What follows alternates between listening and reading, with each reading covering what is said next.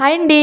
ఈరోజు మా ఇంట్లో అయితే కళాయి ఎగ్ పలావ్ చేశాను. మరి మీరు ఎప్పుడైనా తిన్నారా? అయితే కామెంట్ చేయండి. మరి నేను ఎలా చేశానో మీకు కూడా చూపించేస్తాను. నేనైతే ముందుగా బియ్యం కడిగి నానబెట్టేసుకున్నాను. ఆ తర్వాత బాయిల్ చేసిన ఎగ్స్ని ఇలా ఘాట్లు పెట్టేసుకున్నాను. ఆ తర్వాత స్టవ్ మీద ఒక కళాయి పెట్టుకొని దాంట్లో కొంచెం ఆయిల్ వేసుకొని పసుపు కారం వేసేసుకొని ఎగ్స్ని ఫ్రై చేసేసుకున్నాను. ఆ తర్వాత అదే ఆయిల్లో కొన్ని బిర్యానీ స్పైసెస్ అలాగే 2 నిలువుగా చిల్చిన పచ్చిమిర్చి సన్నగా కట్ చేసుకున్న ఉల్లిపాయ ముక్కలు బాగా ఫ్రై అయిన తర్వాత అల్లం వెల్లుల్లి పేస్ట్ పచ్చివాసన పోయిన తర్వాత టమాటా ముక్కలు వేసేసుకోవాలి. తర్వాత సరిపడా సాల్ట్ పసుపు కారం మసాలా వేసేసుకొని కాసేపు మగ్గించుకోవాలి. ఆ తర్వాత పెరుగు వేసేసుకోవాలి. పెరుగు వేసుకుంటేనే టేస్ట్ బాగుంటుంది. ఆ తర్వాత మనం ముందుగా ఫ్రై చేసుకున్న ఎగ్స్ అయితే వేసేసుకోవాలి. నేను ఇక్కడ 1 గ్లాస్ బియ్యానికి 1 గ్లాస్ సగం గ్లాస్ దాకా వాటర్ తీసేసుకున్నాను. వాటర్ బాయిల్ అయిన తర్వాత మనం ముందుగా కడిగి నానబెట్టుకున్న బియ్యాన్ని అయితే వేసేసుకోండి. ఆ తర్వాత కొంచెం పుదీనా కొత్తిమీర వేసేసుకొని ఒక 2 స్పూన్ల దాకా నెయ్యి వేసేసుకోండి. నెయ్యి వేసుకుంటే టేస్ట్ అయితే అదిరిపోతుంది. ఫైనల్ గా ఉప్పు సరిపోయిందా లేదా అని చెక్ చేసి పైన మూత పెట్టేశాను. మంట అయితే లో ఫ్లేమ్ లోనే పెట్టేశాను.